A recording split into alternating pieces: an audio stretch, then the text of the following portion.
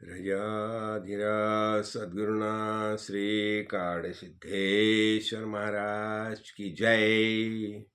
आज श्री शंकराचार्य जी की जयंती है, तो उसके बारे में हम कुछ बातें समझ लेंगे। अभी देखो, उनका जन्म हो गया 788 में जन्म हो गया है। वो केरल में कालड़ी नाम का गांव था। और उनके पिता है शिवगुरु और माता है विशिष्ट देवी। हाँ, तो बचपन में ही उन्होंने क्या वेदों का अध्ययन किया था, और 9 साल की उम्र में ही उन्होंने संन्यास लिया है। उनके पिता तो जल्दी गुजर गए थे, लेकिन बीच में क्या हो गया, उन्होंने संन्यास लेने का निर्णय जब लिया तो लेकिन माता ने उन्हें अनुमति न दी।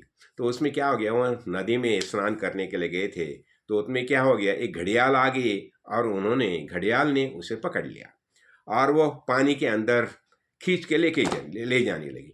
तो उसने क्या, ये माता जी से पूछा, देखो माता जी, अभी आप मुझे संन्यास ग्रहण के लिए परमिशन देगी, अनुमति देगी, तो ही मैं ये घड़ियाल जो है वो मुझे छोड़ देगी। फिर माता जी ने बताया, ठीक है, आप तुम संन्यास ले सकते हो। तो घड़ियाल ने उन्हें छोड़ दिया। देखो क्या है, ऐसी किसी किसी घटना होती है। तो फिर क्या हो गया, देखो वो संन्यास लेके, लेकिन माता जी ने एक बताया, देखिए जब भी मैं चाहूँ तुम्हें मेरे यहाँ आना पड़ेगा। तो ठीक है, वो तो लिए आए। फिर उन्होंने क्या किया, वो आगे आगे चल गए, आए उत्तर उत्तर की तरफ आगे। तो उन्हें ये गोविंद का ये गुरु गुरु मिल गया। और गोविंद पाद जो एक गुहा में उनकी राही देख रहे थे, और फिर वो गोविंद पाद से उन्होंने अनुग्रह ले लिया। और बाद में देखो, उन्होंने जैसा ये सब शास्त्र वेद विदा शास्त्र का अध्ययन किया, तो बाद में वही वो जमाने में वो देखो तक्षशिला गए थे, तो उन्हें अनेक आचार्य थे, उनके साथ उनका शास्त्र चर्चा होगी, और उन्होंने अनेक आचार्य को शास्त्र चर्चा में परास्त किया। देखो बाद में क्या हो गया, ये उन्हें देखो, जब भी ये शुद्ध वेदांत जब भी ये बताने लगे ना, उनने क्या है, ब्रह्म एकात्मवाद, ये माया ब्रह्म ये सब एक ही है, ऐसा उनका जो वाद था। लेकिन अनेक लोग जो है ना, उसे ये नहीं सके, सहन सहन नहीं कर पाए, इसलिए उन्हें मारने का भी प्रयास किया गया। तो इसलिए करकच नाम का जो राजा था, तो उन्होंने क्या किया, ये उग्र भैरव करके उसका जो कापालिक था, तो उसके ऊपर ये कार्य सौंपा था। लेकिन कर्म धर्म संयोग से उसमें शंकराचार्य जी की जान बच गई। तो देखो बाद में उन्होंने क्या किया, ये हो गया। और फिर जब भी उन्होंने अपना इसका प्रचार शुरू किया, शुद्ध वेदांत का प्रचार शुरू किया, तो अनेक लोग उनके विरोध में चले गए। और उसमें क्या गया, और एक मंडन मिश्र करके वो जमाने में एक बहुत प्रभावशाली एक आचार्य थे। तो उनके यहाँ, और उनकी पत्नी थी उमा भारती। फिर क्या हो गया, दोनों की शास्त्र चर्चा होगी, और वहाँ उमा भारती जज करके बैठ गई। और वहाँ क्या हो गया, मंडन मिश्र ने अपना पराजय मान्य किया। अभी तो भी उमा भारती ने बता दिया, ठीक है, मैं भी उनके अर्धांगिनी हूँ, तो मेरे भी कुछ सवाल है, तो उन सवाल का आप जवाब दीजिए, और बाद में ही वो उनका पराजय हो गया इस समय मानूंगी। तो ठीक है, उन्होंने कुछ ऐसे सवाल पूछे कामसूत्र के बारे में। फिर शंकराचार्य जी ने क्या किया, उसे बता दिया, ठीक है, तुम खाली मुझे 1 महीने की सहूलत दीजिए, मैं बाद में आके आपसे चर्चा करूंगा। फिर शंकराचार्य गए, और उसी समय एक राजा की मृत्यु हो गई थी। तो राजा के देह में छू करके घुस के उन्होंने क्या, खुद का जो देह था ना, एक गुहा में रख दिया, और शिष्य को बता दिया कि इसका संरक्षण तुम करना। और फिर वहाँ आने के बाद उन्होंने जो उमा भारती के जो कुछ सवाल थे उनके जवाब दे दी। फिर ये मंडन मिश्र क्या हो गया, उनके अनुग्रहित बन गए। उनकी शर्त ही ऐसी थी, जो जिसका पराजय हो जाएगा उसका उन्होंने अनुग्रह लेने का।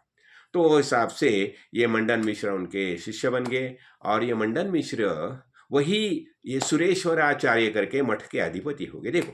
और फिर क्या किया शंकराचार्य ने, उनकी जब भी वेदांत प्रवचन चल रहे थे, तो उसी समय वहाँ एक ब्राह्मण आता था, हमेशा ब्राह्मण आता था।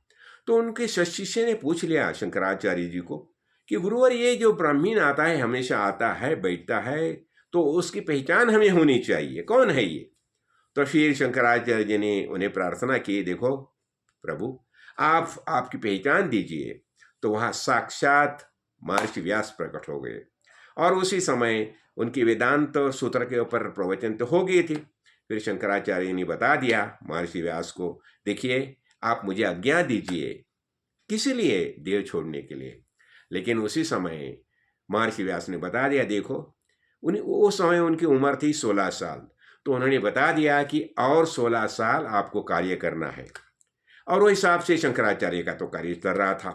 तो शंकराचार्य ने क्या किया, देखो वो अपना पूरा वैदिक परंपरा के ख्याल में रख के उन्होंने क्या किया, 4 पीठ की स्थापना की। एक श्रृंगेरी मठ जहाँ शारदा पीठ का निर्माण किया, दूसरा द्वारका पीठ का निर्माण किया, और तीसरा ज्योतिर्मठ जो हम जाती है ना बद्री केदार, वहाँ वो ज्योतिर्मठ की स्थापना की, और गोवर्धन मठ स्थापना की। और 4 मठ की स्थापना करके वहाँ 4 शंकराचार्य की ये क्या प्रस्थापना की, 4 शंकराचार्य वहाँ नेम दिए। तो देखो ये ऐसा हो गया। और उन्होंने हमारा ये जो थे, और खास कर क्या हो गया था, देव जब ये बौद्ध धर्म का प्रसार हो गया ना, तो उसमें थोड़ी सी वेद की पीछेहट हो गई थी। तो वो पुनः वेद की प्रतिष्ठापना करना, यही ये शंकराचार्य का जीवन का खास मकसद था। और उन्होंने क्या है, मैं तो साक्षात उन्हें शिवशंकर के ही अवतार मानता हूँ, शंकराचार्य जी को।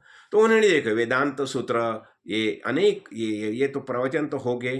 फिर उन्होंने निर्वाण षटक, अनेक स्तोत्र का निर्माण किया शंकराचार्य जी ने।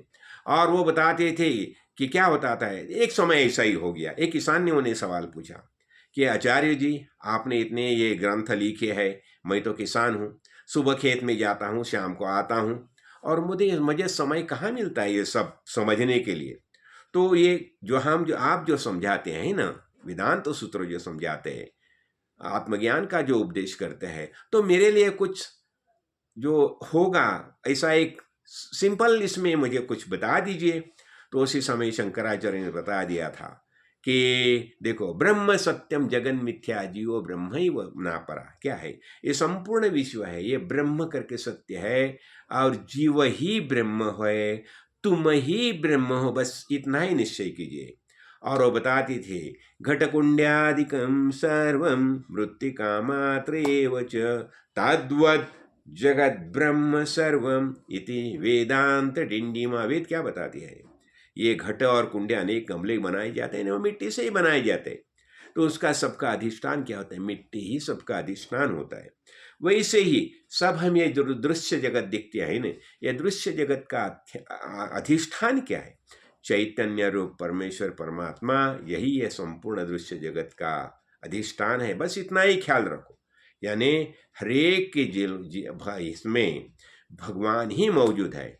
तो उसने निर्वाण षटक में बताए ना, चिदानंद रूप शिवोहम शिवोहम अहम निर्विकल्पी निराकार रूपी विभूत्वाच सर्वत्र सर्वेन्द्रियाणाम न चासंगतम नैव मुक्ति न मेया चिदानंद रूप शिवोहम शिवोहम न मे मृत्यु शंका न मे जाति भेदा पिता नैव मे नैव माता च जन्मा न बंधुर्न मित्रं न गुरुनैव शिष्या चिदानंद रूप शिवोहम शिवोहम। यानी देखो शंकराचार्य ने अनेक स्तोत्र का निर्माण किया है, और एक संपूर्ण प्रवचन है, उसमें सबका मैंने वर्णन किया है, बखान किया है। मैं चाहता हूँ आप उसमें जरूर प्रवेश कीजिए। और अभी देखो जो अपना केदारनाथ जो है ना, केदारनाथ, तो केदारनाथ में शंकराचार्य की जो समाधि थी ना, तो 1913 में जो जल प्रलय हो गया उसमें वो बहा गई थी। लेकिन अभी अपने प्रधानमंत्री जो है मोदी जी, उन्होंने फिर से उसका निर्माण किया है। और अभी आज के दिन तो वहाँ बहुत बड़ा मेला लगता है, आप जरूर जाइए।